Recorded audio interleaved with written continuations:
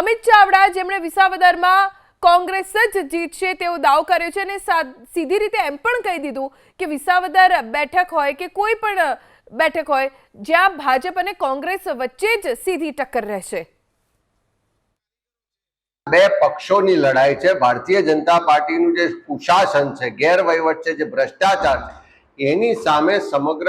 ગુજરાતમાં લોકોની જે નારાજગી, આક્રોશ છે અને ખાસ કરીને વિસાવદર મત વિસ્તારની વાત કરીએ તો અહીંયા ખૂબ મોટા પ્રમાણમાં બેરોજગારી છે, ખેડૂતોના પ્રશ્નો છે, કોઈ ઉદ્યોગો નહીં હોવાને કારણે કોઈ રોજગારની તકો નથી, ઇકો સેન્સિટિવ ઝોનના પ્રશ્નો છે, ખેડૂતોને ઉત્પાદનના પૂરતા બજાર ભાવ નથી મળતા, ખાતર, બિયારણ, અનેક પ્રશ્નોથી પ્રજા જ્યારે ત્રસ્ત હોય તો સરકારની નિષ્ફળતાઓ, ભ્રષ્ટાચાર સામેની આ લડાઈ છે અને ગુજરાતમાં કોંગ્રેસ પક્ષ જ મુખ્ય વિપક્ષ તરીકે સરકારની તમામ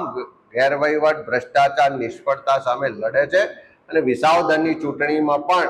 આ પ્રજાના મુદ્દાઓને લઈને કોંગ્રેસ મેદાનમાં ઉતરશે।